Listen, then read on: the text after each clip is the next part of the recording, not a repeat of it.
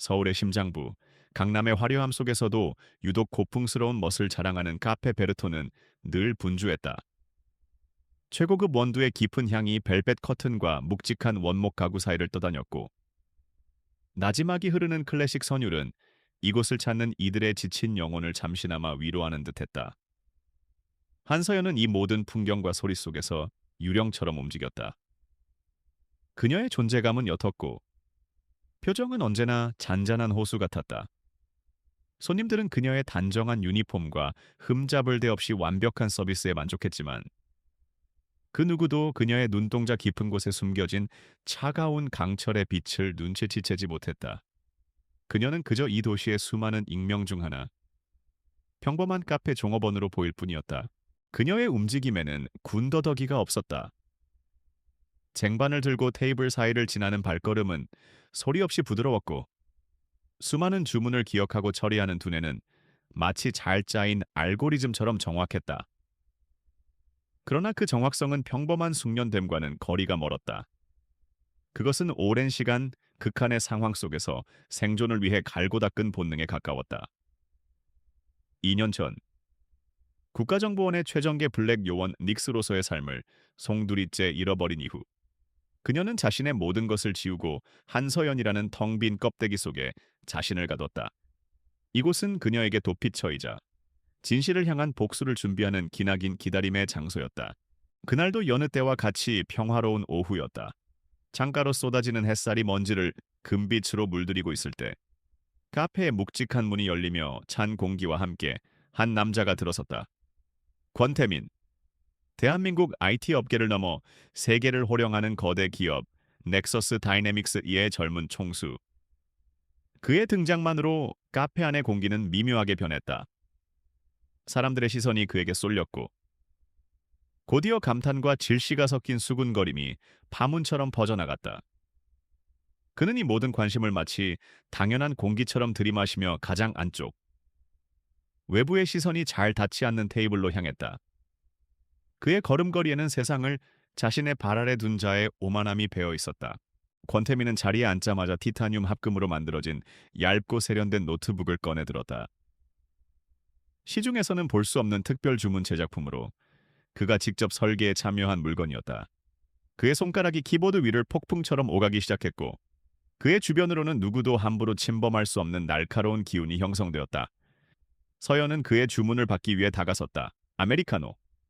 설탕이나 시럽은 필요 없고 물의 온도는 정확히 85도를 맞춰달라는 까다로운 요구에도 그녀의 표정에는 아무런 변화가 없었다.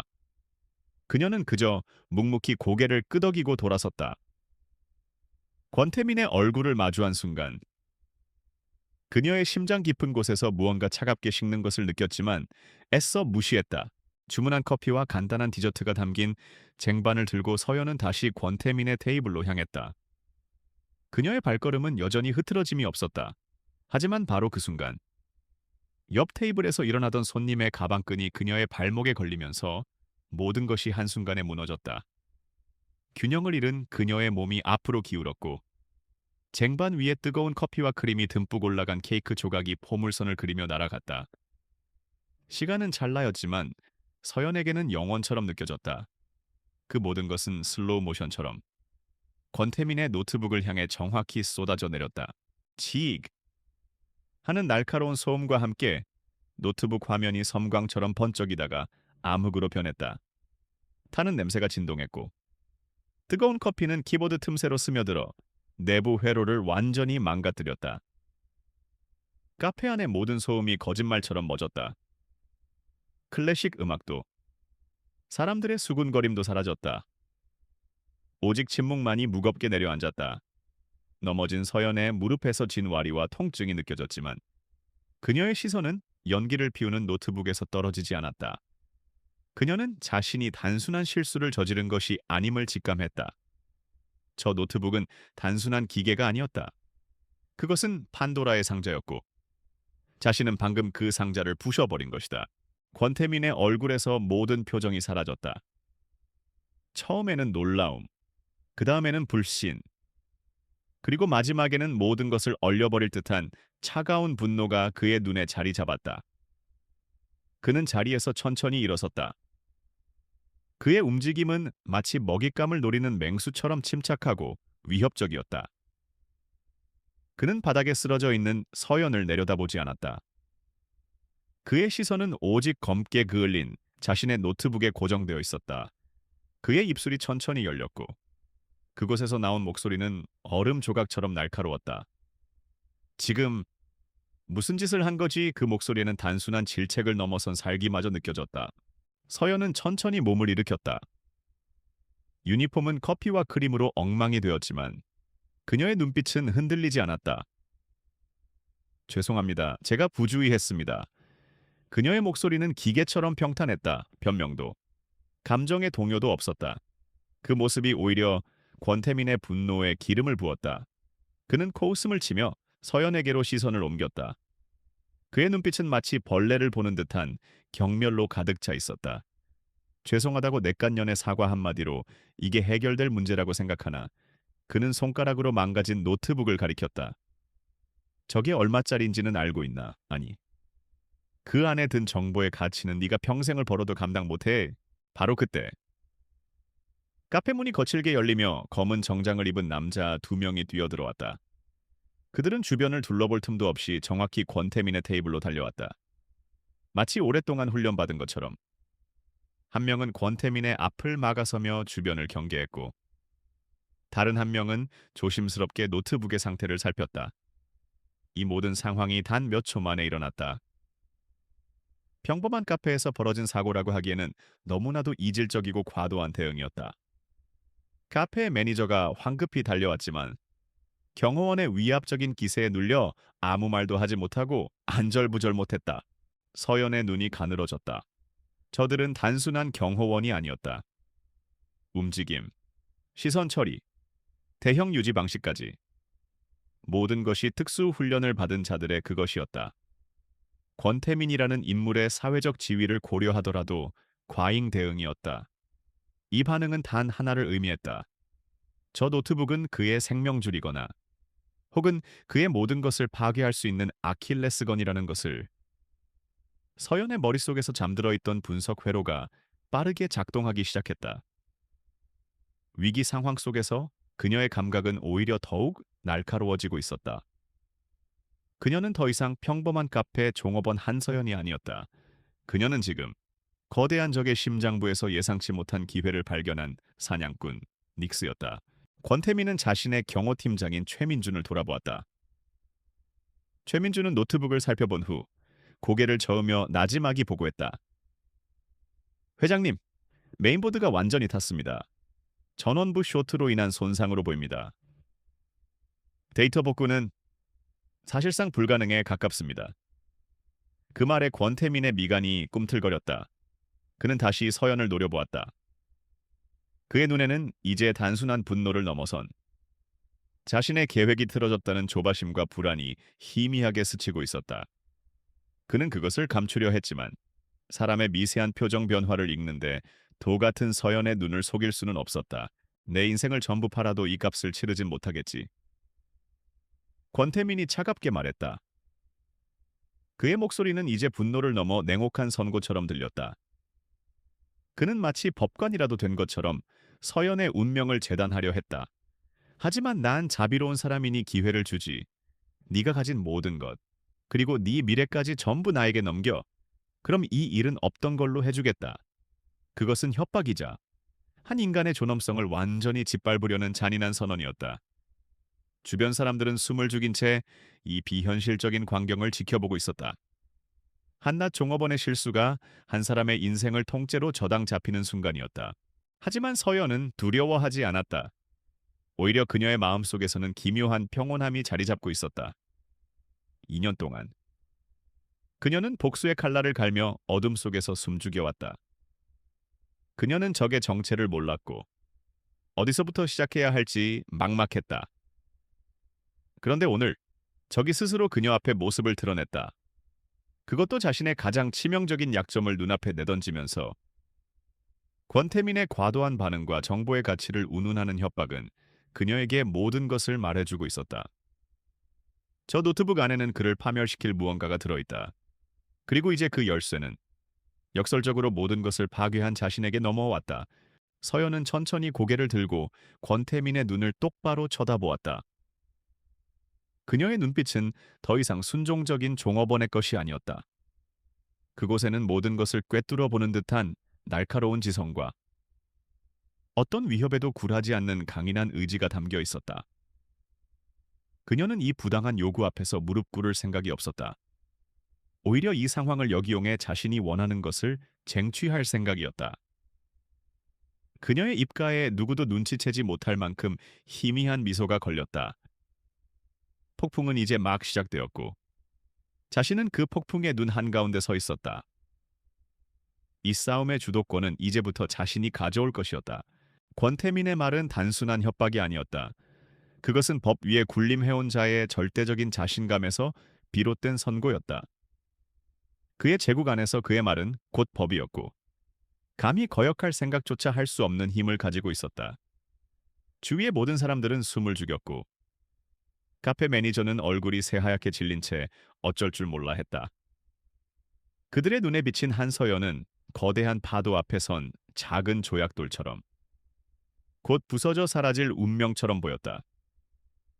그러나 서연의 내면은 폭풍우 치는 바다의 가장 깊은 곳처럼 고요했다. 그녀는 권태민의 눈을 피하지 않고 정면으로 마주했다. 그 시선에는 두려움 대신 차가운 이성이 번뜩이고 있었다. 당신이 가진 모든 것, 그리고 네의 미래까지 전부. 권태민이 나지막이 반복했다. 그의 목소리에는 상대를 완전히 지배했다는 만족감이 묻어났다. 그는 이 보잘것없는 여종업원이 겁에 질려 울며 용서를 구하는 모습을 기대했다. 하지만 서연의 반응은 그의 예상을 완전히 빗나갔다. 그녀는 잠시 침묵을 지키더니 모두가 놀랄 만큼 차분하고 논리적인 목소리로 입을 열었다.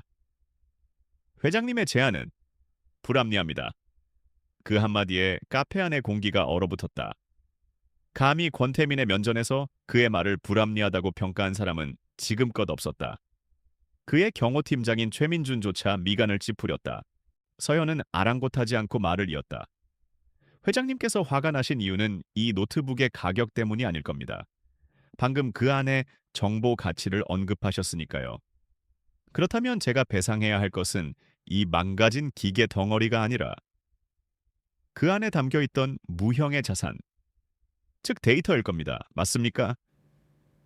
그녀의 말은 정확히 핵심을 꿰뚫고 있었다. 권태민은 순간적으로 표정을 관리하지 못하고 눈썹을 꿈틀했다. 그는 자신의 의도가 이토록 빨리 간파당하리라고는 상상도 못했다. 상대는 고작해야 최저시급을 받는 여종업원일 뿐이었다. 그래서 뭐 어쨌다는 거지. 그의 목소리에 날카로운 경계심이 섞여 나왔다. 서연은 바로 그 순간을 노렸다. 그녀는 자신의 가장 강력한 무기인 정보와 전략을 꺼내 들었다. 제가 그 데이터를 복구해드리겠습니다. 폭탄 선언이었다. 최민주는 실소를 터뜨렸고 권태민은 어이가 없다는 듯 서연을 위아래로 훑어보았다. 네가 뭘 안다고 그의 비웃음에도 서연은 동요하지 않았다. 물리적 손상이 심각해 보이지만 메인보드가 탔다고 해서 저장 장치까지 완전히 파괴되었다고 단정할 순 없습니다.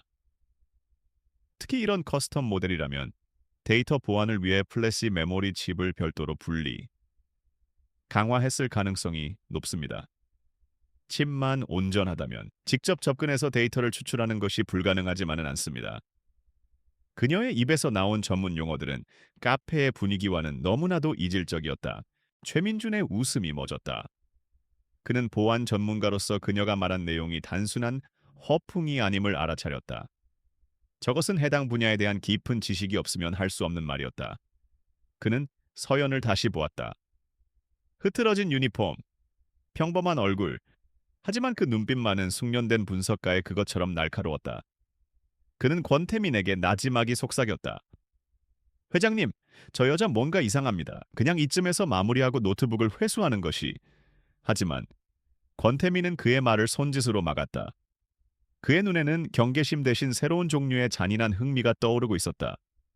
그는 이 상황이 재미있어지기 시작했다고 생각했다. 좋아. 권태민이 말했다. 그의 입가에 비릿한 미소가 걸렸다. 네가 그렇게 자신만만하다면 한번 기회를 주지. 하지만 세상에 공짜는 없는 법. 만약 네가 실패한다면 넌 네가 한 말에 대한 책임을 져야 할 거다. 네 목숨으로. 그의 말은 더 이상 농담이 아니었다. 그것은 서연의 허풍에 대한 대가로 그녀의 모든 것을 빼앗겠다는 명백한 사르였다. 그는 서연이 겁을 먹고 제안을 철회할 것이라 확신했다. 그러나 서연은 눈 하나 깜짝하지 않고 대답했다. 좋습니다. 대신 조건이 있습니다. 데이터 복구에 성공하면 이 노트북에 대한 배상은 그것으로 끝나는 것으로 하죠. 그리고 실패할 경우 회장님의 어떤 처분에도 따르겠습니다. 그것은 목숨을 건 도박이었다. 하지만 서연에게는 잃을 것이 없었다. 그녀의 삶은 이미 2년 전에 죽은 것이나 다름없었다. 지금 이 순간은 그녀에게 주어진 유일한 기회였다. 권태민은 잠시 그녀를 꿰뚫을 듯이 쳐다보다가 이내 고개를 끄덕였다. 좋다. 기한은 48시간을 주겠다. 그 안에 데이터를 가져와. 그리고 명심해. 내 인내심은 그리 길지 않으니. 그는 마치 게임을 즐기는 것처럼 이 모든 상황을 관망했다. 그의 오만함은 스스로의 눈을 가리고 있었다. 그는 자신이 덫을 놓았다고 생각했지만 실제로는 스스로 덫 안으로 걸어 들어가고 있었다. 서연은 매니저에게서 비닐봉지를 받아 망가진 노트북을 조심스럽게 담았다. 잿더미가 된 기계를 다루는 그녀의 손길은 마치 귀중한 유물을 다루듯 신중했다. 그 모습을 지켜보던 최민준의 의심은 더욱 깊어졌다. 그는 권태민에게 다시 한번 경고했다. 저 여자를 그냥 보내는 건 위험합니다. 최소한 저희 보안팀의 통제 작업을 진행하게 해야 합니다. 하지만 권태민은 비웃었다. 최 팀장, 너무 과민 반응하는 거 아닌가. 저런 애송이가 뭘 할 수 있겠어. 그냥 발버둥 치는 모습을 즐기다가 시간이 되면 짓밟아버리면 그만이야. 이미 사람도 붙여놨으니 걱정 말고. 그는 이미 서연의 뒤를 밟을 미행조를 붙인 상태였다. 서연은 카페를 나섰다. 등 뒤로 수많은 시선이 꽂히는 것이 느껴졌다. 그 중에는 단순한 호기심을 넘어선 훈련된 자들의 끈질긴 시선도 섞여 있었다. 그녀는 애써 그것을 무시하며 평소와 같은 걸음걸이로 거리를 걸었다. 하지만 그녀의 모든 감각은 날카롭게 깨어나 있었다. 골목을 돌 때마다 쇼윈도에 비친 모습을 통해 자신을 따르는 검은 세단의 존재를 확인했다. 게임은 이미 시작된 것이다. 그녀는 도망치지 않았다. 오히려 그들의 감시를 자신의 계획의 일부로 이용할 생각이었다. 그들이 자신을 평범한 여자라고 얕볼수록 그녀가 활동할 수 있는 그림자는 더욱 짙어질 것이었다.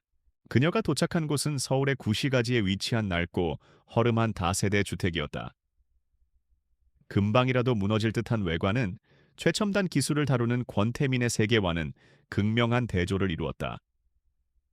미행하던 차는 골목 어귀에 멈춰 서서 그녀가 건물 안으로 사라지는 것을 지켜보았다.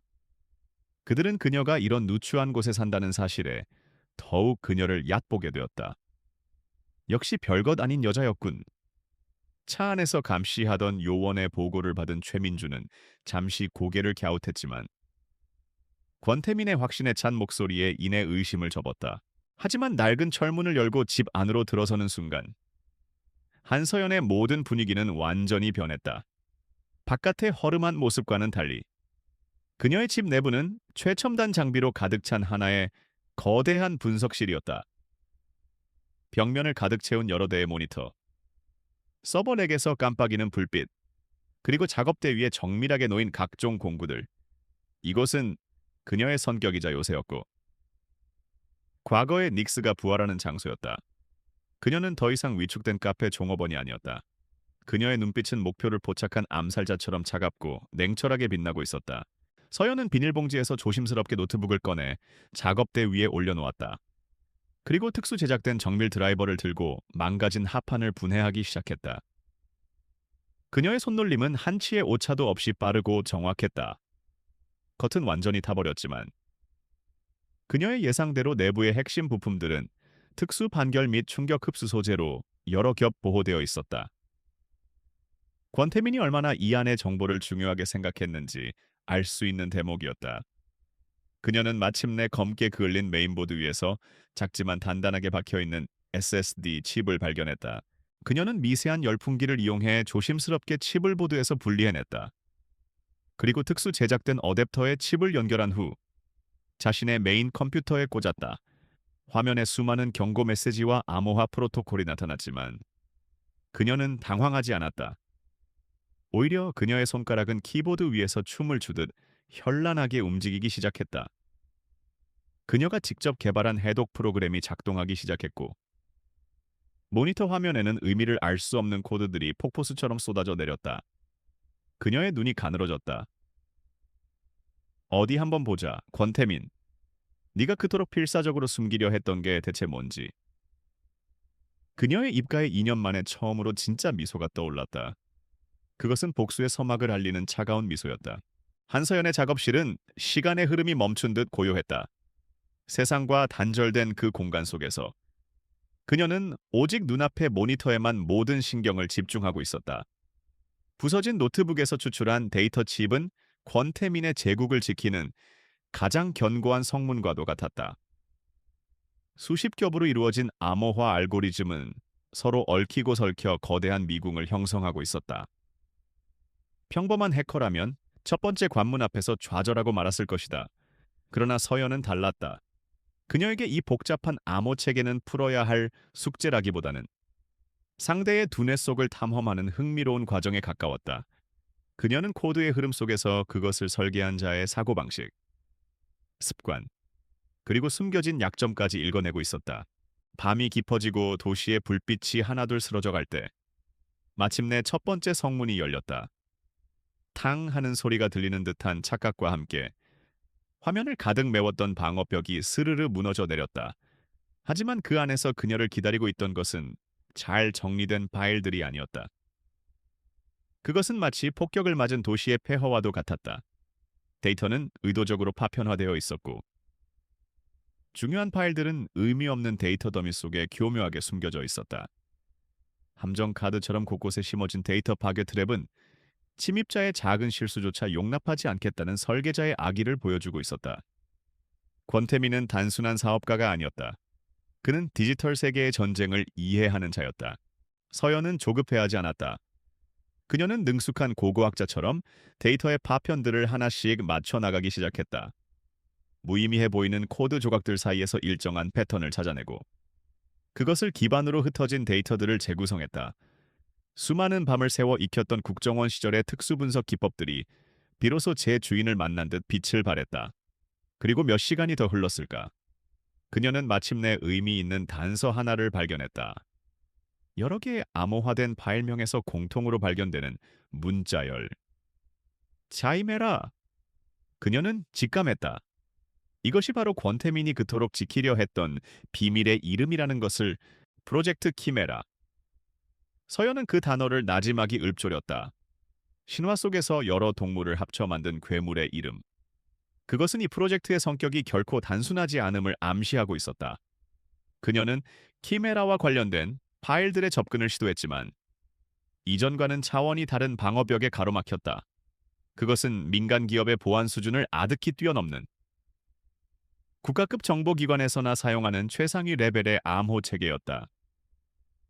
서연의 심장이 차갑게 내려앉았다. 권태민은 대체 국가의 기술을 어떻게 손에 넣은 것인가?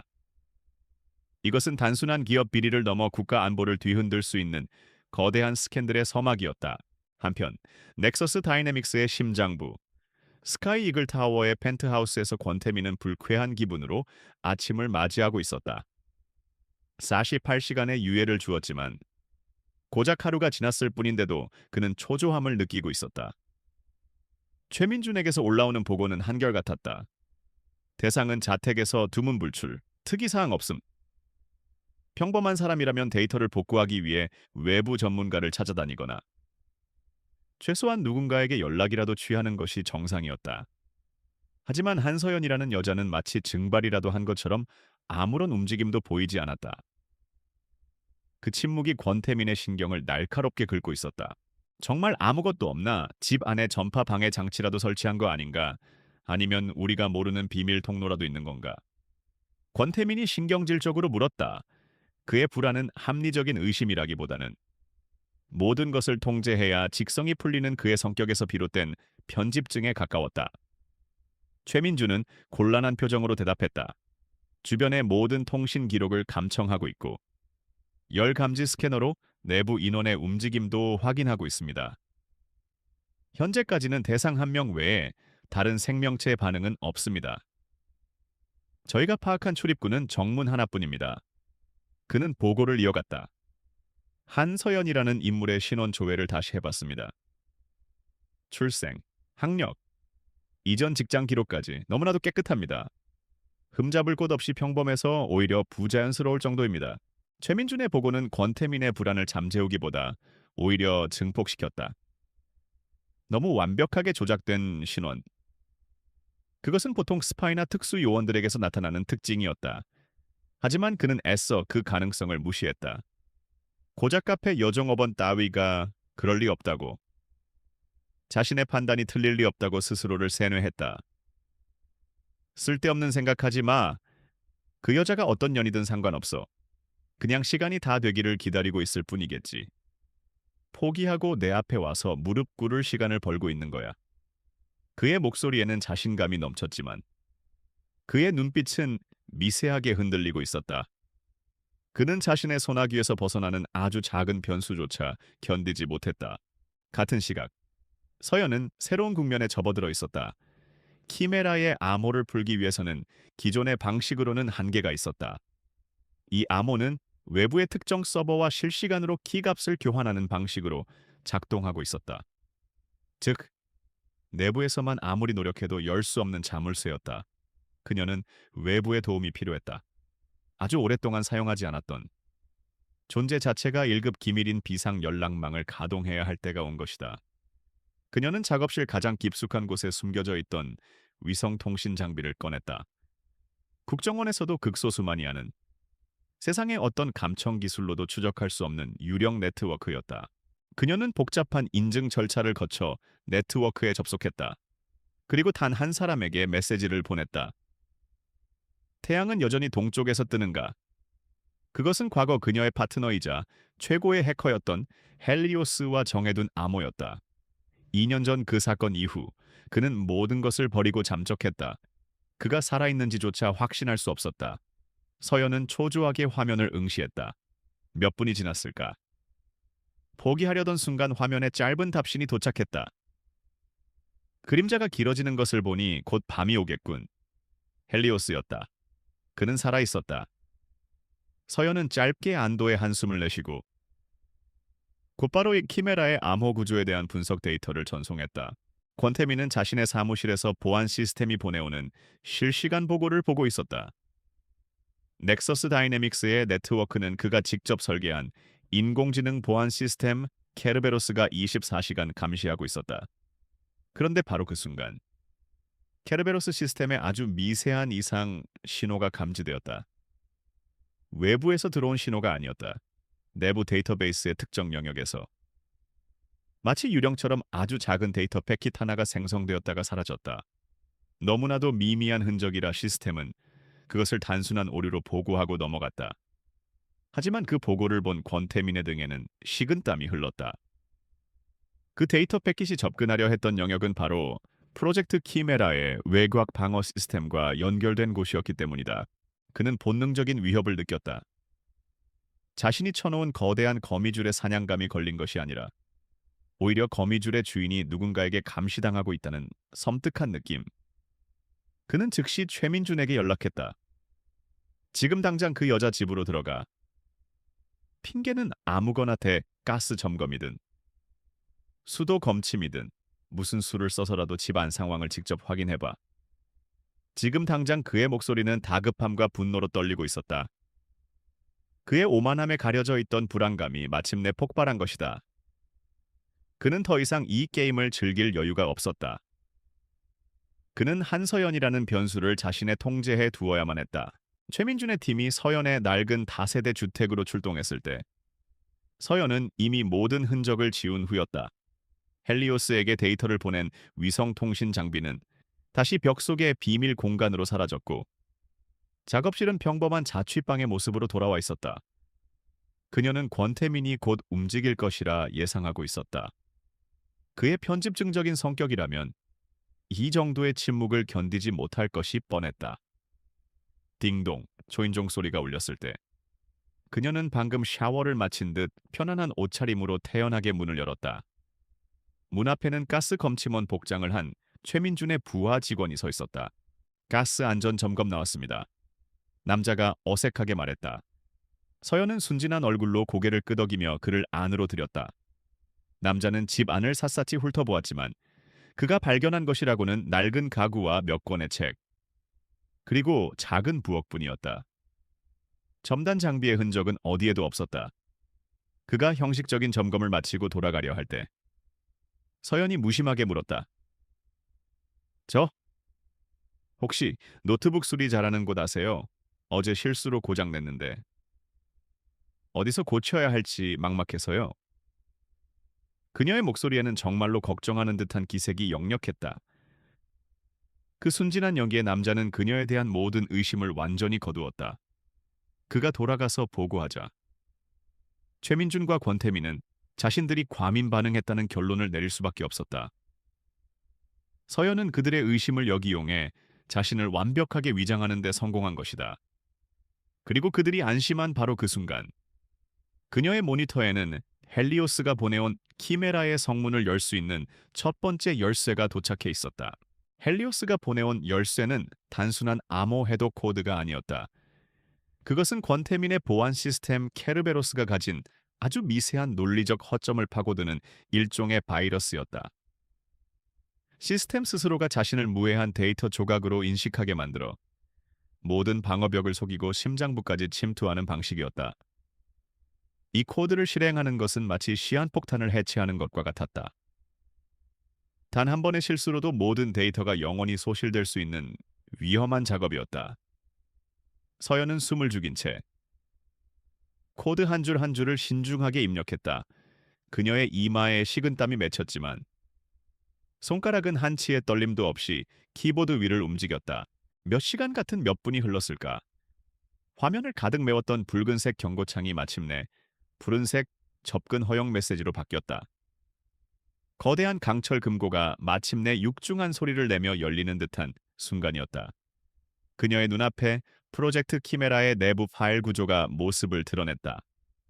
파일명은 대부분 CHMOPA-A7이나 TR-log-ST처럼 의미를 알 수 없는 코드명으로 이루어져 있었다. 서연은 함정을 피하기 위해 가장 함이 작고 가장 최근에 수정된 흔적이 없는 파일을 먼저 선택했다. 그것은 시스템 운영 기록을 담고 있는 로그 파일로 보였다. 파일을 열자 의미를 알 수 없는 숫자와 코드의 나열이 화면을 가득 채웠다. 서연은 고도로 훈련된 암호 해독가처럼 그 혼돈 속에서 질서를 찾아내기 시작했다. 그녀는 특정 키워드를 입력하여 데이터를 필터링했다. 자금, 야스, 계좌, 승인, 그리고 마침내 그녀의 눈에 익숙한 숫자 조합이 들어왔다. 2년 전 오늘로부터 정확히 하루 전 날짜. 그녀의 심장이 바닥으로 곤두박질 치는 것 같았다.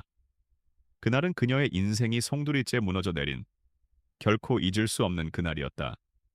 안산항 밀수 조직 소탕 작전. 팀원 전원이 사망하고 자신은 배신자로 낙인 찍힌 바로 그날. 그녀는 떨리는 손으로 해당 날짜의 모든 거래 기록을 추적했다. 그리고 발견했다. 작전 시작 불과 3시간 전. 천문학적인 액수의 자금이 스위스의 한 유령 회사 계좌로 송금된 기록을 송금 주체는 넥서스 다이내믹스의 자회사 중 하나로 위장되어 있었다. 온몸에 소름이 돋았다. 이것은 우연일 수 없었다. 그녀는 즉시 그 유령 회사의 실체를 파고들었다. 수십 개의 대포 통장과 페이퍼 컴퍼니를 거치자 자금의 최종 목적지가 드러났다. 안산항 작전 당시 그녀와 팀원들을 급습했던 더 정체불명의 용병 조직이었다. 모든 퍼즐 조각이 하나로 맞춰지는 순간이었다. 그들이 당한 것은 단순한 작전 실패가 아니었다. 처음부터 정교하게 짜인 함정이었다. 누군가가 작전 정보를 용병들에게 흘렸고 그 대가로 거액의 돈을 지불했다. 그리고 그 배후에 권태민의 넥서스 다이내믹스가 있었다. 서연의 머릿속에서 지난 2년간 억눌러왔던 기억들이 폭풍처럼 휘몰아쳤다. 총성과 비명, 화약 냄새, 그리고 죽어가던 팀장의 마지막 눈빛. 닉스, 배신자가 내부에 있어. 그의 마지막 말을 끝으로 그녀는 모든 것을 잃었다. 동료를 죽게 한 배신자라는 오명을 쓰고 국가로부터 버림받았다. 그녀는 복수를 맹세했지만 적의 실체는 안개 속에 가려져 있었다. 이제 그 안개가 걷히고 괴물의 윤곽이 드러나고 있었다. 권태민, 대한민국을 대표하는 혁신적인 기업가. 수많은 젊은이들의 우상. 그 가면 뒤에 숨겨진 진짜 얼굴은 동료들의 피로 자신의 불을 쌓아 올린 악마였다. 서연의 눈에서 뜨거운 것이 울컥 솟구쳤다. 그것은 슬픔이라기보다는 뼛속까지 태워버릴 듯한 분노의 불길이었다. 이제 이 싸움은 더 이상 자신의 누명을 벗기 위한 것이 아니었다. 이것은 죽은 동료들의 넋을 위로하고 괴물을 단죄하기 위한 처절한 복수극이었다. 그녀의 손가락이 이전보다 훨씬 빠르고 거칠게 키보드를 두드리기 시작했다. 그녀는 이제 단순한 증거가 아니라 권태민의 숨통을 끊어놓을 결정적인 한 방을 찾고 있었다. 그녀는 키메라의 가장 깊숙한 곳에 숨겨진 통신 기록 파일에 접근했다. 대부분의 파일은 복구 불가능할 정도로 손상되어 있었지만 단 하나의 음성 파일이 기적적으로 남아 있었다. 서연은 파일 복원 프로그램을 총동원하여 깨진 데이터를 복구하기 시작했다. 1시간여의 사투 끝에 마침내 지직거리는 소음과 함께 음성이 재생되기 시작했다. 그것은 작전 당일 용병 조직의 현장 지휘관과 누군가의 대화였다. 타겟들은 모두 처리했다. 생존자는 없다. 용병의 냉혹한 목소리가 흘러나왔다. 그리고 이어진 목소리. 좋아. 약속한 잔금은 바로 입금시키지. 그리고 내부 조력자도 약속대로 처리하도록. 어떤 흔적도 남겨선 안 돼. 그 목소리는 음성 변조가 되어 있었지만 서연은 그 특유의 단어 선택과 억양을 놓치지 않았다. 그녀는 즉시 음성 분석 프로그램을 가동하여 변조된 목소리의 원본 파형을 분석하기 시작했다. 컴퓨터가 수백만 개의 음성 데이터를 대조하며 분석을 진행하는 동안 서연은 숨을 죽인 채 화면을 응시했다. 그리고 마침내 화면의 분석 결과가 나타났다. 유사도 99.8%. 비교 대상의 사진이 화면에 떠올랐다. 환하게 웃고 있는 권태민의 얼굴이었다. 모든 것이 끝나는 순간이었다. 확인사살이었다. 서연은 의자 깊숙이 몸을 묻었다. 온몸에 힘이 빠져나가는 듯했지만 그녀의 정신은 그 어느 때보다도 맑고 차가워지고 있었다. 카페에서의 우연한 사고, 망가진 노트북, 그리고 목숨을 건 도박. 이 모든 것이 마치 운명처럼 그녀를 진실의 문 앞으로 이끌었다. 권태민은 그녀에게 자신의 모든 것을 내놓으라고 협박했다. 이제 그녀가 그의 모든 것을 빼앗아올 차례였다. 서연은 작업실 한쪽에 걸어두었던 낡은 재킷을 꺼내 입었다. 그리고 그 안주머니 깊숙한 곳에서 오랫동안 잠들어 있던 물건을 꺼냈다. 그녀의 옛 신분과 모든 것을 증명하는 국정원 시절의 인식표였다. 차가운 금속의 감촉이 그녀에게 자신이 누구였는지를, 그리고 앞으로 무엇을 해야 하는지를 다시금 일깨워 주었다. 그녀는 더 이상 도망자 한서연이 아니었다. 그녀는 국가와 동료에게 버림받았지만 결코 자신의 신념을 버리지 않았던 요원, 닉스였다. 그녀의 눈빛은 이제 복수심을 넘어 정의를 집행하려는 심판자의 그것처럼 차갑게 빛나고 있었다. 권태민이 그녀에게 주었던 18시간의 기한은 아직 20시간이 넘게 남아 있었다. 그에게 그 시간은 자신의 승리를 확인하는 기다림의 시간이겠지만 서연에게는 이제 괴물의 심장에 비수를 꽂기 위한 완벽한 계획을 세울 시간이었다. 그녀는 컴퓨터 앞에 다시 앉았다. 화면에는 권태민의 사진이 떠 있었다. 그녀는 그의 웃는 얼굴을 말없이 응시했다.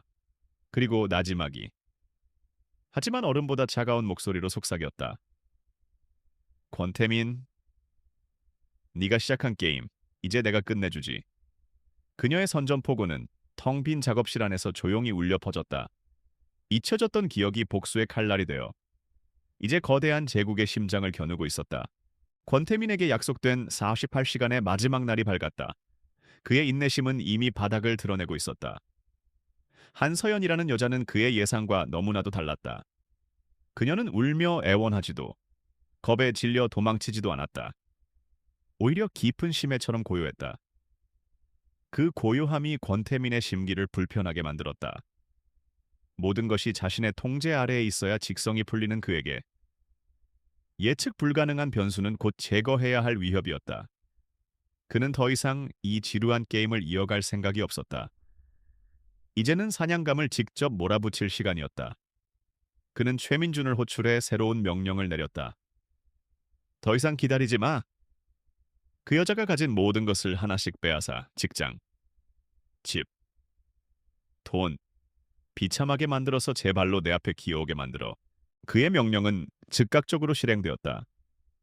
서연이 일하던 카페 베르토의 매니저는 본사로부터 걸려온 한 통의 전화에 사색이 되어 그녀를 해고했다. VIP 고객에게 심각한 불쾌감을 조성했다는 것이 해고 사유였다. 서연은 이미 예상했다는 듯 담담하게 앞치마를 벗고 자신의 락커를 정리했다. 그녀가 카페를 나서는 순간 그녀를 기다리고 있던 것은 집주인의 퇴거 통보서였다. 이유는 터무니없는 계약 위반 조항들이었다. 권태민은 자신의 권력과 돈을 이용해 평범한 시민 한 명의 사회적 생존 기반을 무너뜨리는 것이 얼마나 쉬운 일인지를 보여주고 있었다. 그는 서연이 절망에 빠져 곧 무너질 것이라 확신했다. 하지만 서연은 그들이 원하는 대로 움직여주지 않았다. 그녀는 짐을 꾸리는 척하며 실제로는 자신의 모든 장비를 해체하고 흔적을 지우는 작업을 진행했다. 그녀의 작은 아파트는 이미 그녀의 요새가 아니었다. 적에게 위치가 노출된 순간 그곳은 가장 위험한 감옥이 될 뿐이었다. 그녀는 작은 배낭 하나에 가장 필수적인 장비만을 챙겼다. 그리고 창밖을 내다보았다. 골목 어귀에는 어제와는 다른 노골적인 감시의 시선이 느껴지는 차량들이 배치되어 있었다. 그들은 이제 그녀를 숨어서 지켜보는 것이 아니라 대놓고 압박하고 있었다. 서연은 평범한 옷차림으로 집을 나섰다. 그리고는 마치 갈 곳 없는 사람처럼 터벅터벅 걷기 시작했다. 그녀의 뒤를 여러 대의 차와 오토바이, 심지어 도보 미행조까지 그림자처럼 따라붙었다. 그녀는 그들의 존재를 알면서도 전혀 의식하지 않는 척 복잡한 재래시장 안으로 들어갔다. 수많은 인파와 시끄러운 소음, 어지러운 좌판들. 그곳은 감시자들에게는 최악의 작전 환경이었다. 서연은 시장의 혼잡함 속으로 몸을 녹여냈다. 과일 가게 앞에서 흥정하는 척하다가 다음 순간 생선 가게의 비린내 나는 길목으로 사라졌다. 그녀의 움직임은 물 흐르듯 자연스러웠고 모든 동선은 사전에 계산된 것처럼 정확했다. 미행조는 당황하기 시작했다. 잠시 한눈을 판 사이 서연의 모습이 시야에서 사라졌다. 그들은 흩어져서 시장을 샅샅이 뒤지기 시작했지만 그녀는 이미 그곳에 없었다. 서연은 시장 상인들이 이용하는 비밀스러운 뒷골목을 통해 빠져나와 미리 계산해둔 동선에 따라 지하철역으로 향했다. 그녀는 역사 안의 화장실에서 미리 준비해둔 다른 옷으로 갈아입고 가발과 안경을 착용했다. 불과 몇 분 만에 평범한 아가씨에서 수수한 대학원생의 모습으로 완벽하게 변신한 그녀는 자신을 찾기 위해 혈안이 된 미행조의 옆을 유유히 지나쳐 반대 방향으로 향하는 열차에 몸을 실었다. 서연이 그들을 따돌리는 동안 그녀가 일부러 흘린 거짓 정보들이 최민준의 팀을 혼란에 빠뜨리고 있었다. 그녀가 집에서 나오기 전 쓰레기통에 버린 부산행 기차표 예매 확인증, 그리고 시장의 PC방에 잠시 들러 검색했던 대구의 고시원 정보. 미행팀은 그녀가 지방으로 도주하려 한다고 판단하고 인력의 상당 부분을 해당 지역으로 급파했다. 권태민은 서연이 쥐새끼처럼 도망치고 있다고 생각하며 비웃었지만 최민준의 마음속에서는 불길한 예감이 점점 커지고 있었다. 이것은 도주가 아니었다. 너무나도 정교하고 상대를 기만하는 고도의 심리전이었다. 그는 자신이 상대하고 있는 것이 평범한 여자가 아님을 다시 한번 뼈저리게 느끼고 있었다. 감시망에서 완전히 벗어난 서연은 서울의 한적한 외곽, 용산의 낡은 전자상가 뒷골목으로 향했다. 그곳에는 헬리오스 수리점이라는 간판을 단 먼지 쌓인 작은 가게가 있었다. 겉보기에는 곧 망할 것처럼 보이는 허름한 가게였지만 그곳은 바로 2년 만에 다시 만나는 그녀의 옛 파트너 헬리오스의 아지트였다. 그녀가 가게의 문을 열고 들어서자 수많은 부품 더미 속에서 납땜을 하던 한 남자가 고개를 들었다. 덥수룩한 머리에 뿔테 안경을 쓴 세상 모든 것에 무심한 듯한 표정의 남자. 그가 바로 한때 국정원 최고의 화이트 해커로 불렸던 헬리오스. 차민준이었다. 밤이 생각보다 일찍 왔군. 차민준이 그녀를 보며 무뚝뚝하게 말했다. 그의 목소리는 건조했지만 눈빛에는 반가움과 걱정이 뒤섞여 있었다. 태양이 너무 뜨거워서 잠시 그늘을 찾아왔지. 서연이 암호로 화답하며 희미하게 웃었다. 두 사람 사이에는 오랜 침묵이 흘렀다. 2년이라는 시간의 무게, 그리고 그 시간 속에 묻어야 했던 동료들의 죽음이 두 사람을 짓누르고 있었다. 차민주는 서연이 보냈던 키메라의 데이터를 이미 분석하고 있었다. 그는 누구보다 이 사건의 심각성을 잘 알고 있었다. 일이 보통이 아니더군. 닉스, 이건 우리가 감당할 수준을 넘어섰어. 상대는 국가를 상대로 장난질을 치는 놈들이야. 그래서 자네의 도움이 필요해. 서연의 목소리는 단호했다. 이건 더 이상 내 개인의 복수가 아니야. 이건 전쟁이야. 그녀의 눈빛에서 흔들림 없는 결의를 읽은 차민주는 길게 한숨을 내쉬었다. 그는 원래 이 모든 과거를 잊고 조용히 살아가려 했다. 하지만 그는 서연을 외면할 수 없었다. 그녀는 그의 유일한 동료이자 가족과도 같은 존재였기 때문이다. 알아. 그래서 준비해뒀어. 그는 가게 구석에 낡은 캐비닛을 밀었다. 그러자 벽의 일부가 소리 없이 열리며 아래로 향하는 계단이 나타났다. 그곳은 외부와 완전히 차단된 최첨단 장비로 가득 찬 비밀 벙커였다. 벙커의 중앙에 있는 거대한 메인 스크린에는 서연이 넘겨준 키메라 관련 데이터들이 복잡한 다이어그램으로 시각화되어 있었다. 차민주는 이미 권태민과 넥서스 다이내믹스의 모든 네트워크 구조를 분석하고 있었다. 권태민 그 자식. 보통 여우가 아니야. 자신의 제국을 지키기 위해 몇 겹의 방화벽을 쳐놨는지 몰라. 하지만 어떤 성이든 균열은 있기 마련이지. 차민준이 키보드를 두드리자 화면에 넥서스 다이내믹스의 내부 구조도가 떠올랐다. 수많은 부서와 인물들, 그리고 그들 사이의 자금 흐름이 거미줄처럼 얽혀 있었다. 서연은 화면을 응시했다. 혼자서는 불가능했을 것이다. 하지만 이제 그녀는 혼자가 아니었다. 최고의 분석가인 자신과 최고의 해커인 헬리오스가 함께였다. 닉스와 헬리오스, 과거 국정원의 전설로 불렸던 최강의 콤비가 2년 만에 부활하는 순간이었다. 권태민은 자신이 고양이고 서연이 쥐라고 생각했다. 하지만 그는 곧 알게 될 것이었다. 자신이 상대하고 있는 것은 평범한 쥐가 아니라 자신의 목을 물어뜯을 준비를 마친 두 마리의 굶주린 맹수라는 사실을. 서연의 눈빛이 스크린 위에 거미줄을 꿰뚫을 듯 날카롭게 빛났다. 그래, 이제 그 균열을 찾아내서 성 전체를 무너뜨려 버리자. 그녀의 목소리는 조용했지만 그 안에는 강철 같은 의지가 담겨 있었다. 차민준의 지하 벙커는 넥서스 다이내믹스라는 거대한 제국을 해부하는 수술실과도 같았다. 메인 스크린에는 수많은 데이터 창이 동시에 떠 있었고 그 안의 정보들은 혈관처럼 복잡하게 얽혀 권태민이라는 심장을 향해 뻗어나가고 있었다. 한서연은 분석가로서 거시적인 그림을 그렸고 차민주는 해커로서 그 그림을 채울 미세한 혈관들을 하나씩 찾아내고 있었다. 두 사람의 호흡은 2년의 공백이 무색할 만큼 완벽했다. 한 명이 질문을 던지면 다른 한 명은 이미 답을 찾아내고 있었다. 그들은 단순한 동료가 아니라 하나의 두뇌처럼 움직이고 있었다. 그들이 파헤친 키메라의 실체는 상상 이상으로 거대하고 추악했다.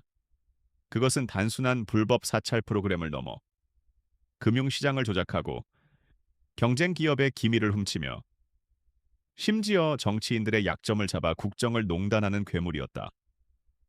권태민은 이 키메라를 이용해 자신의 제국을 건설했고 그 과정에서 수많은 사람들을 파멸로 이끌었다. 서연의 팀이 희생된 안산항 작전은 그저 괴물이 저지른 수많은 악행 중 하나에 불과했다. 이 사실은 서연의 복수심에 더욱 차가운 분노의 불을 지폈다. 그녀는 이제 권태민 개인뿐만 아니라 그가 만든 이 거대한 악의 시스템 자체를 파괴해야만 했다. 이 자식, 돈 세탁 솜씨가 거의 예술의 경지인데 차민준이 혀를 내두르며 말했다. 화면에는 수십 개의 유령 회사와 해외 조세 피난처를 거쳐 자금이 이동하는 흐름도가 복잡하게 그려져 있었다. 추적이 거의 불가능에 가까웠다. 하지만 차민준은 끈질기게 자금의 흐름을 역추적했고 마침내 그 돈의 일부가 흘러들어가는 종착지들을 발견했다. 그곳은 놀랍게도 정부 고위 관료들과 여당의 실세 정치인들의 차명 계좌였다. 권력의 최상층부가 권태민의 검은 돈에 의해 오염되어 있었던 것이다. 이제 그들의 적은 단순히 거대 기업 총수가 아니었다. 국가 권력의 일부가 그들의 적이었다. 거대한 벽 앞에서 두 사람은 잠시 침묵했다. 상대가 너무나도 막강했다. 섣불리 증거를 터뜨렸다가는 오히려 저들에게 역공을 당해 흔적도 없이 사라질 수 있었다. 언론도, 검찰도 믿을 수 없는 상황이었다. 그들은 성을 정면으로 공격할 수 없었다. 그렇다면 방법은 하나뿐이었다. 내부에서부터 성을 무너뜨릴 조력자, 즉 내부 고발자를 찾아야만 했다. 그들은 분석의 방향을 외부에서 내부로 돌렸다. 넥서스 다이내믹스의 핵심 임원진, 권태민의 손과 발이 되어 움직이는 인물들을 하나씩 해부하기 시작했다. 차민주는 넥서스 다이내믹스의 내부 통신망을 해킹했다. 그는 임원들의 이메일, 메신저 대화, 심지어 삭제된 파일까지 복원하며 그들의 민낯을 파헤쳤다. 대부분은 권태민에게 절대적으로 충성하며 그의 범죄에 적극적으로 가담한 공범들이었다. 그들에게서는 어떤 균열도 찾아볼 수 없었다. 절망감이 밀려오던 순간 서연이 한 인물을 지목했다. 이 사람을 좀 더 자세히 봐줘. 이진우 상무. 그녀가 가리킨 인물은 넥서스 다이내믹스의 재무총괄 책임자 CFO 이진우였다. 그는 권태민의 대학 동창이자 창업 초기부터 함께한 최측근으로 알려져 있었다. 표면적으로는 누구보다 권태민의 신임을 받는 인물이었다. 이진우 너무 핵심 인물인데 이런 자가 배신할 가능성은 거의 없어. 차민준이 회의적인 반응을 보였다. 하지만 서연은 고개를 저었다. 아니, 오히려 너무 핵심이기 때문에 가장 약할 수 있어. 모든 비밀을 알고 있다는 건. 반대로 모든 책임의 한가운데 있다는 뜻이기도 하니까. 그녀의 지시에 따라 차민준은 이진우의 모든 디지털 흔적을 집중적으로 분석하기 시작했다. 그의 개인 컴퓨터 검색 기록, 병원 진료 기록, 신용카드 사용 내역까지. 그리고 그들은 마침내 균열을 발견했다. 이진우는 최근 몇 달간 극심한 스트레스와 불안 증세로 정신과 상담을 받고 있었다. 그의 인터넷 검색 기록은 그의 내면을 그대로 보여주고 있었다. 내부 고발자 보호법, 스위스 비밀 계좌 익명 제보 방법, 공황장애 초기 증상, 보복 범죄 처벌 수위. 그는 두려워하고 있었다. 권태민의 폭주가 점점 더 심해지자 자신도 언젠가 함께 파멸할 것이라는 공포에 사로잡혀 있었던 것이다. 그는 권태민의 충신이 아니라 벗어나고 싶어도 벗어날 수 없는 거대한 범죄의 족수에 채워진 노예에 가까웠다. 결정적인 증거는 그의 차량 블랙박스에서 복원된 음성 파일이었다. 며칠 전 그는 자신의 차 안에서 아내와 통화하며 절규하고 있었다. 여보, 나 더는 못하겠어. 그 인간은 악마야. 이번에 또 무슨 짓을 시켰는지 당신은 상상도 못할 거야. 이러다 우리 가족까지 전부 위험해져. 나 너무 무서워. 그의 목소리는 공포와 절망으로 가득 차 있었다. 그는 이미 심리적으로 무너지기 직전이었다. 서연과 차민주는 서로를 바라보았다. 마침내 찾았다. 거대한 넥서스라는 철옹성의 가장 약한 고리. 그들의 유일한 희망. 이제 남은 과제는 어떻게 그에게 안전하게 접근하느냐였다. 이진우는 권태민의 24시간 감시를 받고 있을 것이 분명했다. 어설픈 접촉은 오히려 그의 목숨을 위태롭게 하고 모든 계획을 수포로 돌릴 수 있었다. 그들은 이진우의 모든 생활 패턴을 분석했다. 그의 출퇴근 경로, 자주 가는 식당, 주말의 동성까지, 그리고 마침내 단 하나의 빈틈을 찾아냈다. 그는 매주 수요일 저녁, 수행원도 없이 혼자서 한적한 성당을 찾아 고해성사를 하는 비밀스러운 습관을 가지고 있었다. 그에게는 유일하게 혼자가 되는 시간, 신에게 자신의 죄를 고백하며 위안을 얻는 유일한 시간이었다. 수요일 저녁, 고해성사실. 서연이 나지막이 말했다. 그녀의 눈빛이 결연하게 빛나고 있었다. 그것은 엄청난 도박이었다. 하지만 그들에게는 다른 선택지가 없었다. 그녀는 직접 그를 만나러 가야만 했다. 너무 위험해. 닉스. 그곳에 함정이 있을 수도 있어. 차민준이 만류했지만 서연의 결심은 확고했다. 알아. 하지만 이건 내가 직접 해야만 해. 그를 설득하기 위해선 협박이 아니라 그에게 새로운 희망을 보여줘야 하니까. 그녀는 이진우의 절망을 누구보다 깊이 이해하고 있었다. 국가와 조직에게 버림받고 모든 것을 잃었던 자신의 과거가 그의 모습 위로 겹쳐 보였기 때문이다. 서연은 계획을 세우기 시작했다. 그녀는 더 이상 어둠 속에 숨어 있는 사냥꾼이 아니었다. 이제 그녀는 절망에 빠진 한 영혼을 구원하고 그와 함께 거대한 악에 맞서 싸울 준비를 하고 있었다.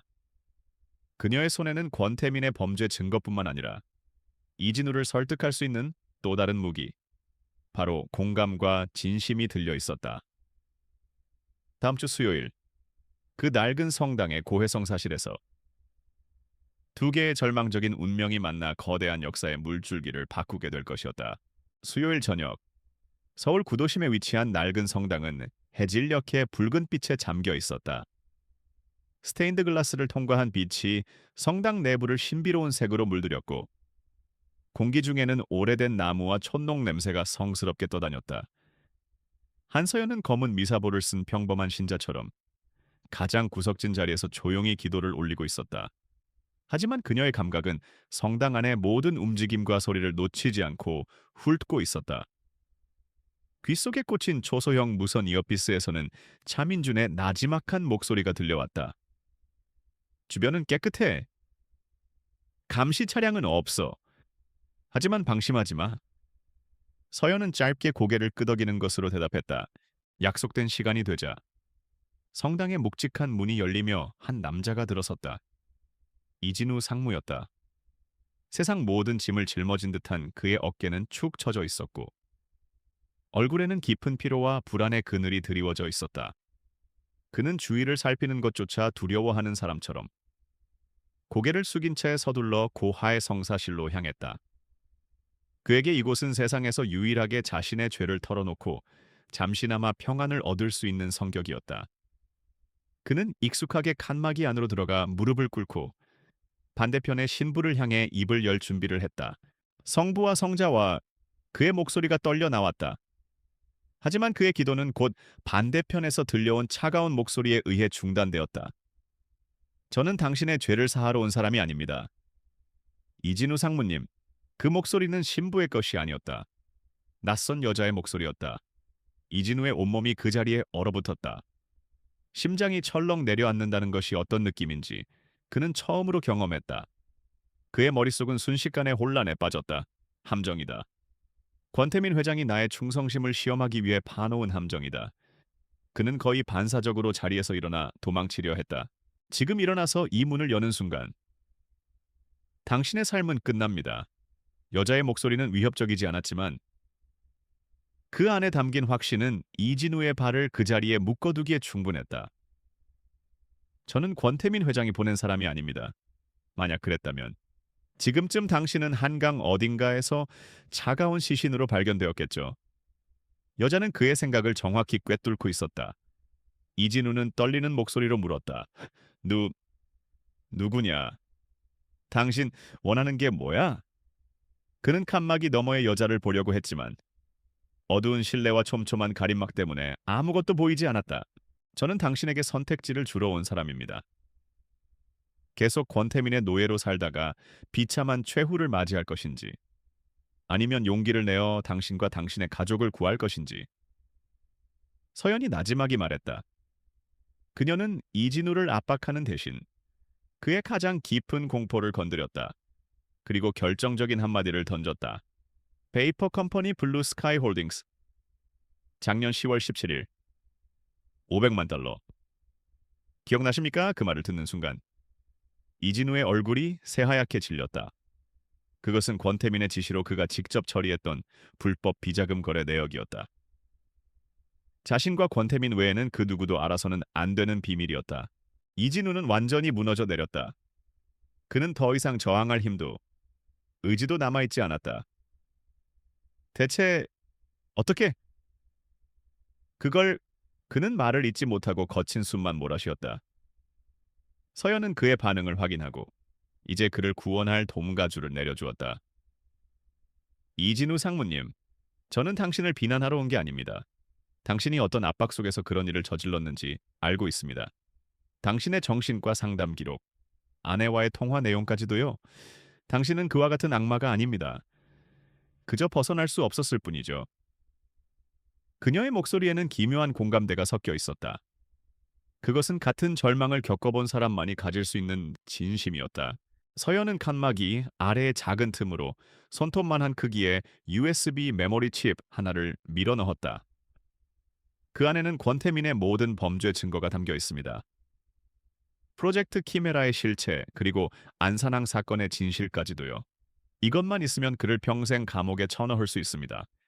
하지만 동시에 당신이 그의 공범이라는 증거이기도 합니다. 이대로라면 당신 역시 모든 책임을 뒤집어쓰고 몰락하게 될 겁니다. 그녀는 그에게 냉혹한 현실을 직시하게 했다. 희망을 주기 전에 그가 처한 절망의 깊이를 다시 한번 깨닫게 한 것이다. 이진우는 바닥에 떨어진 작은 메모리 칩을 말없이 내려다보았다. 저 작은 것이 자신의 목숨을 앗아갈 수도 혹은 구원할 수도 있는 열쇠였다. 그는 떨리는 손으로 그것을 집어들었다. 내가 뭘 어떻게 해야 하지? 그의 목소리에는 체념과 함께 마지막 희망을 갈구하는 간절함이 묻어났다. 서연은 바로 그 순간을 기다렸다. 우리와 손을 잡으세요. 권태민의 내부 네트워크에 접근할 수 있는 통로를 열어주십시오. 그의 마지막 숨통을 끊기 위해서는 당신의 도움이 필요합니다. 만약 내가 당신들을 도우면 내 가족은 어떻게 되는 거지? 권태민이 가만두지 않을 거야. 이진우가 가장 두려워하는 지점이었다. 우리가 반드시 지켜드립니다. 모든 것이 끝나면 당신은 검찰의 모든 사실을 자백하고 정상 참작을 받아 새로운 삶을 살게 될 겁니다. 당신은 피의자가 아니라 대한민국을 구한 내부 고발자, 증인이 되는 겁니다. 이것이 당신이 모든 것을 되돌릴 수 있는 유일한 기회입니다. 서연의 목소리에는 흔들림 없는 확신이 담겨 있었다. 서연은 작은 폴더폰 하나를 추가로 밀어 넣었다. 이것은 추적이 불가능한 비상 연락용 전화기입니다. 결심이 서면 이 전화기로 연락을 주십시오. 하지만 명심하십시오. 시간은 많지 않습니다. 권태민은 이미 무언가 눈치채고 있을지도 모릅니다. 그녀는 자신의 말을 끝으로 조용히 자리에서 일어났다. 그리고 미사보를 깊게 눌러쓴 채 다른 신자들 사이로 조용히 섞여들어 성당을 빠져나갔다. 그녀는 이진우에게 선택의 공을 넘겼다. 강요나 협박이 아닌 그 스스로의 의지로 결단하게 만든 것이다. 고해성사실에 홀로 남은 이진우는 한참 동안 움직이지 못했다. 그의 손에는 차가운 메모리 칩과 전화기가 들려 있었다. 그의 머릿속에서는 수만 가지 생각이 충돌했다. 권태민의 잔혹한 보복에 대한 공포, 그리고 이 지옥 같은 삶을 끝낼 수 있다는 신라 같은 희망. 그는 비틀거리며 밖으로 나왔다. 성당을 나서는 그의 발걸음은 천근만은 무거웠다. 그는 자신의 채 올라타 아무도 없는 텅 빈 주차장에서 한참을 앉아 있었다. 그의 눈앞에는 두 개의 갈림길이 놓여 있었다. 하나는 익숙하지만 파멸로 향하는 길. 다른 하나는 낯설고 위험하지만 구원으로 향할지도 모르는 길. 그의 손가락이 폴더폰의 통화 버튼 위에서 오랫동안 망설이고 있었다. 거대한 제국의 운명이 이제 그의 손가락 끝에 달려 있었다. 이진우에게 그날 밤은 지옥과도 같았다. 그는 텅 빈 주차장에서 몇 시간을 보낸 후 영혼 없는 사람처럼 집으로 돌아왔다. 아내와 아이들의 얼굴을 보자 그의 마음속에서 끊임없이 싸우던 두 개의 감정, 공포와 희망의 저울이 마침내 한쪽으로 기울기 시작했다. 그는 더 이상 이 소중한 가족을 권태민이라는 악마의 그늘 아래서 살게 할 수 없었다. 새벽녘, 모두가 잠든 사이 그는 서재로 들어가 떨리는 손으로 서연이 건네준 폴더폰을 열었다. 그리고 짧은 메시지 하나를 보냈다. 문을 열겠습니다. 그의 인생을 건 도박이 시작되는 순간이었다. 메시지를 받은 서연과 차민주는 즉시 행동에 돌입했다. 이진우가 보내온 것은 넥서스 다이내믹스의 내부 서버에 접속할 수 있는 최고 관리자 계정의 임시 암호였다. 하지만 그것만으로는 부족했다. 권태민의 보안 시스템 케르베로스는 외부에서의 관리자급 접속을 즉시 차단하고 역추적하도록 설계되어 있었다. 그들에게는 단 한 번의 기회, 그리고 단 몇 분의 시간밖에 주어지지 않았다. 차민주는 자신의 모든 역량을 쏟아부어 케르베로스의 감시망을 일시적으로 마비시킬 유령 프로토콜을 설계했다. 마치 격투기 선수가 상대의 급소를 노리듯 시스템의 가장 취약한 지점을 정확히 파고들어 순간적으로 기능을 정지시키는 고도의 해킹 기술이었다. 준비됐어. 닉스 차민준의 목소리가 지하 벙커의 차가운 공기를 갈랐다. 그의 눈은 핏발이 서 있었지만 그 어느 때보다 날카롭게 빛나고 있었다. 서연은 말없이 고개를 끄덕였다. 그녀의 손가락이 키보드 위에 얹혔다. 이제부터 벌어질 일은 단순한 데이터 탈취가 아니었다. 이것은 거대한 제국의 심장부에서 벌어지는 디지털 전쟁이었다. 그녀가 엔터키를 누르자 유령 프로토콜이 넥서스 네트워크를 향해 발사되었다. 동시에 이진우가 내부에서 방화벽의 일부를 여는 순간 그 찰나의 틈을 통해 그들은 마침내 넥서스 다이내믹스의 중추 신경망 메인 서버에 접속하는데 성공했다. 서버 내부는 그야말로 판도라의 상자였다. 프로젝트 키메라의 원본 데이터는 물론 권태민이 저지른 온갖 불법 행위의 증거들이 고스란히 저장되어 있었다. 서연의 팀을 매장시킨 안산항 사건의 전체 녹취록, 정관계 로비 자금 내역, 경쟁사 해킹 및 기술 탈취 기록, 심지어 그의 정적들을 제거하기 위한 비밀스러운 계획들까지. 그들은 마치 시간이 멈춘 듯 숨가쁘게 데이터를 자신들의 서버로 복제하기 시작했다. 데이터 전송률을 나타내는 그래프가 치솟을 때마다 그들은 거대한 악의 실체에 한 걸음 더 다가서고 있었다. 한편 스카이 이글 타워의 펜트하우스에서 권태민은 불길한 예감에 잠을 이루지 못하고 있었다. 그는 명확한 이유는 알 수 없었지만 무언가 잘못되어 가고 있다는 동물적인 직감이 그의 온몸을 휘감고 있었다. 마치 잘 짜인 교향곡에서 불협화음이 들리는 듯한 미세한 이질감. 그는 즉시 자신의 보안 모니터를 켰다. 케르베로스 시스템은 모든 것이 정상이라는 녹색 신호를 보내고 있었다. 하지만 그는 그 완벽한 정상 상태가 오히려 더 비정상적이라고 느꼈다. 그는 최민준에게 연락해 당장 이진우의 위치를 확인하라고 지시했다. 하지만 이진우는 이미 집을 나선 뒤였고 그의 개인 휴대폰은 꺼져 있었다. 배신. 권태민의 머릿속에 그 단어가 섬광처럼 스쳐 지나갔다. 그는 미친 사람처럼 웃기 시작했다. 분노와 함께 기묘한 희열이 솟구쳤다. 그는 역시 인간은 믿을 것이 못 된다고, 오직 힘과 공포만이 모든 것을 지배한다고 생각했다. 감히 내 뒤통수를 쳐. 그의 목소리는 분노로 떨렸지만 그의 두뇌는 그 어느 때보다 차갑게 움직이기 시작했다. 그는 적들이 자신의 데이터를 훔쳐갔다는 것을 직감했다. 하지만 그는 그것이 끝이라고 생각하지 않았다. 오히려 그는 이것을 기회로 삼기로 했다. 쥐새끼들을 한 번에 잡아들일 절호의 기회. 그는 이제 누가 자신의 적인지 명확히 알게 되었다. 그를 배신한 이진우, 그리고 그 배후에서 모든 것을 조종하고 있을 정체불명의 해커. 권태민의 마지막 계획은 대담하고 잔혹했다. 그는 훔쳐간 데이터가 공개되는 것을 막을 생각이 없었다. 오히려 그는 그것이 공개될 무대를 직접 만들어주기로 했다. 바로 사흘 뒤로 예정된 넥서스 다이내믹스의 차세대 인공지능 프로메테스의 글로벌 런칭 행사, 전 세계의 언론과 투자자, 그리고 정재계 거물들이 모이는 바로 그 자리에서 그는 적들이 바로 그곳에서 자신을 무너뜨리려 할 것이라고 확신했다. 그리고 그는 그곳에 거대한 덫을 놓을 생각이었다. 그래, 와라. 세상 모든 사람들이 보는 앞에서 너희들의 숨통을 끊어주마. 그는 자신의 손으로 직접 파멸의 축제를 준비하기 시작했다. 서연과 차민주는 모든 데이터 백업을 마친 후 조용히 축배를 들었다.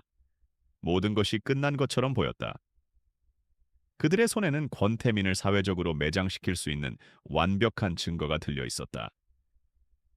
그들은 프로메테스 런칭 행사를 D-Day로 잡았다. 권태민이 가장 화려하게 빛나는 순간, 그를 가장 깊은 나락으로 떨어뜨릴 계획이었다.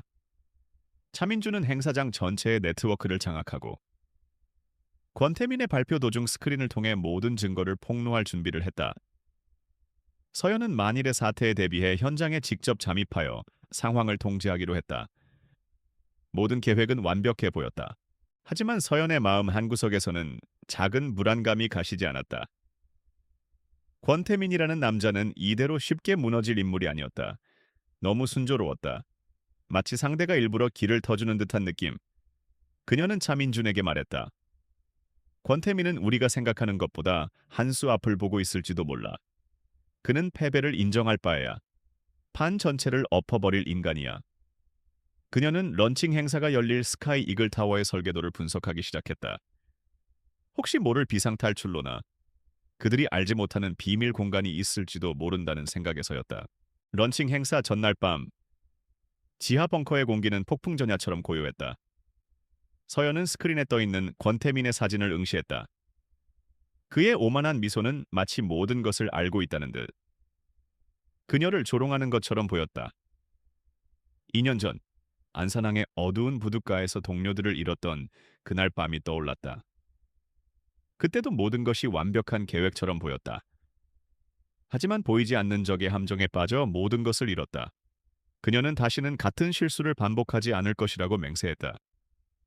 이번에는 그녀가 사냥꾼이었고 권태민은 사냥감이었다. 하지만 영리한 사냥감은 때로 사냥꾼을 자신의 덫으로 유인하기도 한다. 마지막 전투를 앞둔 밤은 그렇게 서로 다른 두 개의 덫이 조용히 완성되는 시간 속에서 깊어가고 있었다. D-Day. 스카이 이글 타워의 컨벤션 홀은 세상의 모든 빛을 한데 모아놓은 것처럼 화려했다. 세계 각국의 언론사 카메라 플래시가 쉴 새 없이 터졌고 대한민국의 정재계를 움직이는 거물들은 샴페인 잔을 부딪히며 권태민이 만들어낼 또 다른 신화에 대한 기대감을 나누고 있었다. 무대의 중앙, 거대한 스크린 앞에는 권태민이 서 있었다. 그는 세상의 창조주라도 된 듯한 자신감 넘치는 미소로 청중을 압도하며 인류의 미래를 바꿀 혁신적인 인공지능 프로메테스에 대해 열변을 토하고 있었다. 그는 지금 자신의 인생에서 가장 정점에 서 있었다. 그리고 바로 그곳에서 추락할 운명이었다. 행사장 구석. 케이터링 스태프 복장을 한 한서연은 쟁반을 든 채 조용히 움직이고 있었다. 그녀의 눈은 무대 위의 권태민이 아니라 행사장 곳곳에 배치된 보안 요원들과 숨겨진 CCTV 카메라의 위치를 훑고 있었다. 지하 벙커의 차민주는 이미 행사장 전체의 통신망과 방송 시스템을 장악한 채 그녀의 마지막 신호만을 기다리고 있었다. 권태민의 충신. 이진우 상무는 귀빈석에서 창백한 얼굴로 앉아 있었다. 그의 손은 가늘게 떨렸지만 그의 눈빛은 비장한 결의로 가득 차 있었다. 이 모든 것을 알지 못하는 청중들은 권태민의 연설에 열광적인 박수를 보내고 있었다. 이제 프로메테스가 만들어갈 위대한 미래를 여러분께 공개합니다. 권태민이 두 팔을 활짝 벌리며 외쳤다. 그의 연설이 절정에 달한 바로 그 순간이었다. 서연은 귓속의 이어피스를 향해 나지막이 속삭였다. 지금이야, 헬리오스. 그 말이 끝나기가 무섭게. 무대 뒤편에 거대한 스크린이 지지직거리며 암전되었다. 장내가 순간 소란스러워졌다. 기술적인 문제라고 생각하며 사람들이 웅성거리는 찰나. 암흑의 스크린 위로 기괴한 괴물의 형상. 키메라의 로고가 선명하게 떠올랐다. 그리고 스피커에서는 권태민의 목소리가 아닌 2년 전 안산항에 비극을 명령하던 그의 냉혹한 음성이 울려 퍼지기 시작했다. 타겟들은 모두 처리했다. 생존자는 없다. 좋아. 내부 조력자도 약속대로 처리하도록. 변조되지 않은 권태민의 목소리. 그의 범죄를 입증하는 자금 이체 내역.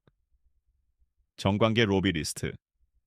프로젝트 키메라의 추악한 진실이 담긴 데이터들이 스크린을 가득 채웠다. 행사장은 순식간에 아수라장으로 변했다. 사람들은 비명을 질렀고 기자들은 미친 듯이 카메라 셔터를 눌러댔다. 대한민국의 영웅이 한순간에 희대의 악마로 추락하는 역사적인 순간이었다.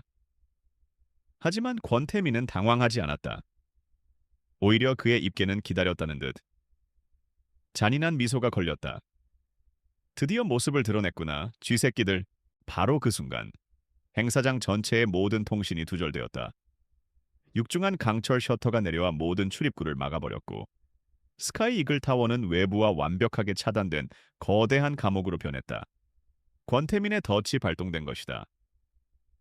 차민준의 해킹 신호를 역추적한 최민준의 보안팀은 이미 그의 지하 벙커 위치를 파악하고 특수 기동대를 급파했다. 동시에 행사장 내부, 평범한 경호원처럼 위장하고 있던 최민준의 사병들이 숨겨두었던 무기를 꺼내 들고 서연의 위치로 움직이기 시작했다. 그들은 내부 CCTV망을 통해 이미 케이터링 스태프로 위장한 그녀의 정체를 파악하고 있었다. 닉스 당했다. 놈들이 내 위치를 파악했어. 건물이 완전히 봉쇄됐어. 차민준의 다급한 목소리가 이어피스를 통해 들려왔다. 서연은 쟁반을 내던졌다. 그녀의 눈빛은 순식간에 평범한 직원에서 날카로운 암살자의 그것으로 변했다. 그녀를 향해 다가오는 검은 정장의 남자들을 보며 그녀는 몸을 낮추고 테이블 아래로 미끄러져 들어갔다. 디지털 전쟁은 끝났다. 이제부터는 생존을 위한 물리적인 전투의 시작이었다. 그녀는 테이블볼을 찢어 주방용 나이프를 손에 감아쥐었다. 서연은 유령처럼 움직였다. 혼란에 빠진 사람들 사이를 헤집고 지형지물을 이용해 자신을 은폐하며 적들을 하나씩 쓰러뜨렸다.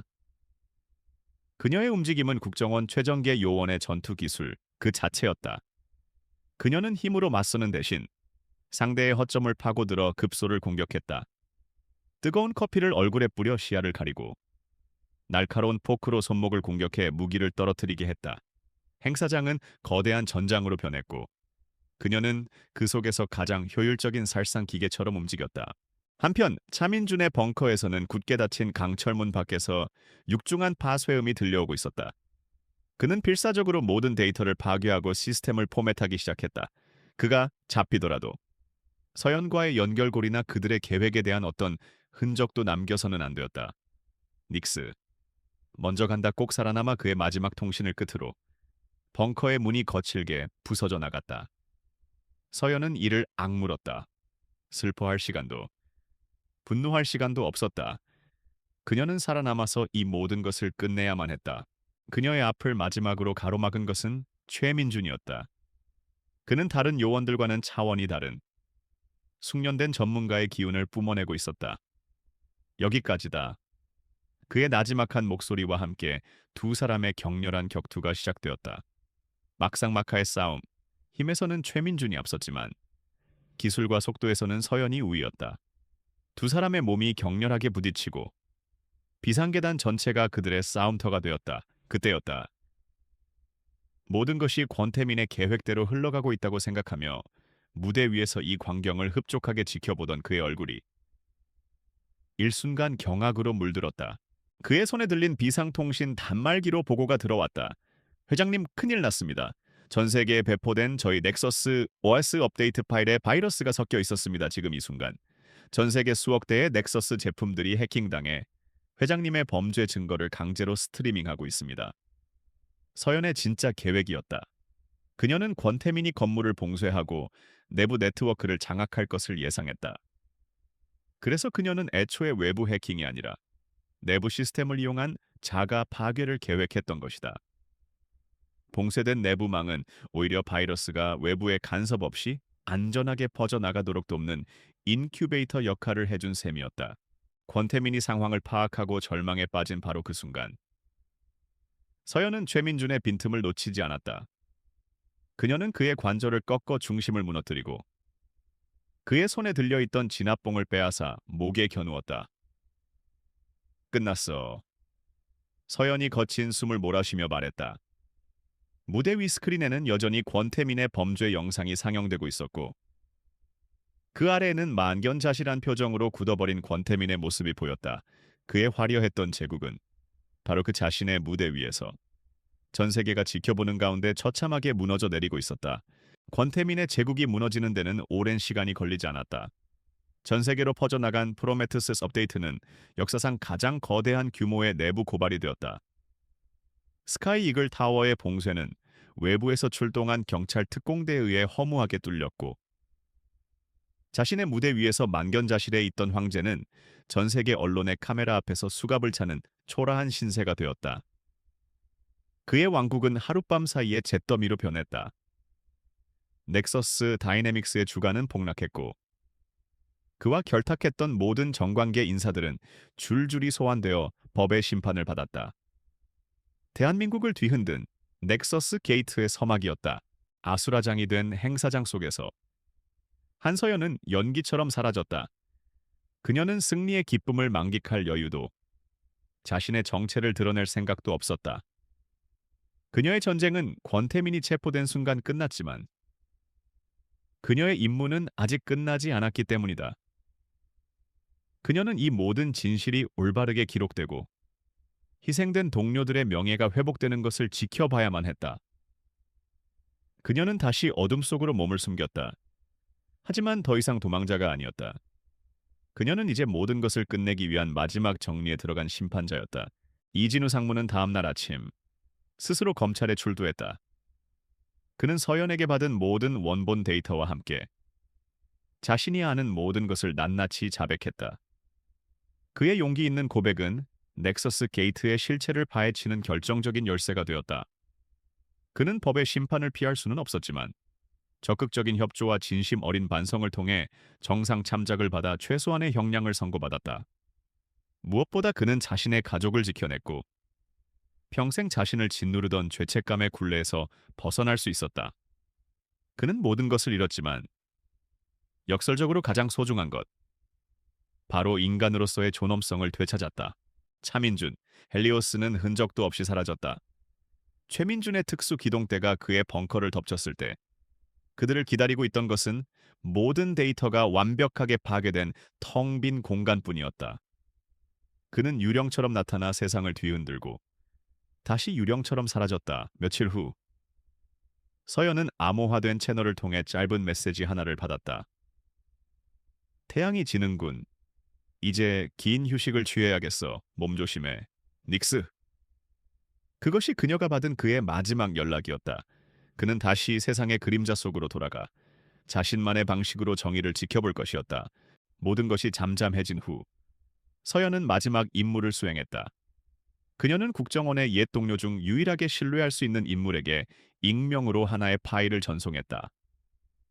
그것은 2년 전 안산항 사건 당시 작전의 모든 내용이 녹음된 원본 음성 파일이었다. 그 안에는 서연이 배신자가 아니라는 명백한 증거와 당시 지휘부가 권태민과 결탁하여 의도적으로 작전을 실패로 이끌었다는 충격적인 진실이 담겨 있었다. 이 파일은 넥서스 게이트마의 마지막 퍼즐 조각이 되었다. 국정원은 내부 감찰에 들어갔고 부패한 간부들은 모두 숙청되었다. 몇 달 후 신문의 작은 한 구석에 짧은 정정 기사가 실렸다. 2년 전 안산항 작전에서 순직한 국정원 요원들의 명예가 회복되었으며 당시 배신자로 알려졌던 요원 닉스의 혐의는 모두 무혐의로 종결되었다는 내용이었다. 너무나도 작고 평범한 기사였지만 서연에게는 그것이 지난 2년간의 지옥 같던 싸움에 대한 마침표였다. 그녀는 더 이상 누명을 쓴 도망자가 아니었다. 세상은 그녀를 잊었지만 그녀는 스스로 자신의 존재를 증명해냈다. 계절이 바뀌고 차가운 바람이 불어오던 어느 가을날 서연은 국립현충원을 찾았다. 그녀는 더 이상 위장하지 않은 한서연 본연의 모습이었다. 그녀는 차가운 비석에 새겨진 옛 동료들의 이름을 하나하나 쓸어보았다. 그들의 미소, 농담, 함께했던 모든 순간이 어제 일처럼 생생하게 떠올랐다. 그녀는 비석 앞에 하얀 국화 한 송이를 내려놓았다. 이제 편히 쉬세요. 약속. 지켰습니다.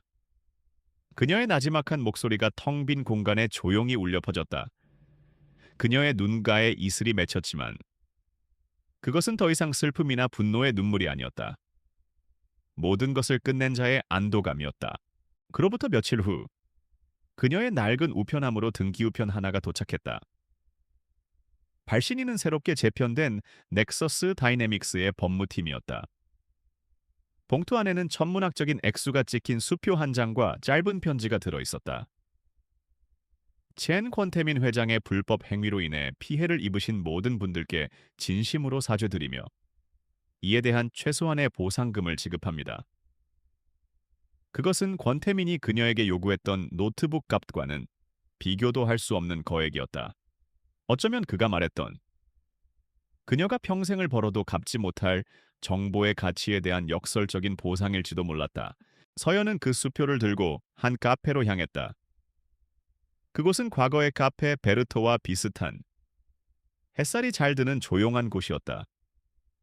그녀는 따뜻한 아메리카노 한 잔을 시키고 창가에 앉아 오랫동안 밖을 내다보았다. 평화로운 사람들의 모습, 분주한 도시의 풍경, 그녀가 지켜내려 했던 것들이었다.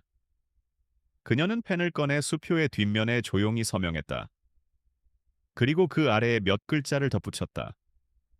기업범죄 피해자 지원 재단에 전액 기부함. 그녀는 수표를 계산서와 함께 테이블 위에 올려놓고 조용히 카페를 나섰다. 그녀에게 돈은 아무런 의미가 없었다. 그녀가 받아야 했던 진짜 배상은 돈이 아니라 정이었으니까. 카페를 나선 그녀의 발걸음은 놀랄 만큼 가벼웠다. 그녀는 눈부신 가을 햇살 속으로 걸어 들어갔다. 더 이상 과거의 그림자에 얽매이지 않고 미래의 불안에 떨지 않았다. 그녀는 한서연이라는 이름의 평범한 한 사람으로서 새로운 인생을 살아갈 준비가 되어 있었다. 그녀가 치러야 했던 빚은 이제 모두 청산되었다. 그것은 돈으로 갚은 빚이 아니라 자신의 모든 것을 걸고 이뤄낸 정의의 대가였다. 한 잔에 쏟아진 커피로 시작된 차가운 복수극은 그렇게 세상의 따뜻한 빛을 되찾아주며 마침내 막을 내렸다.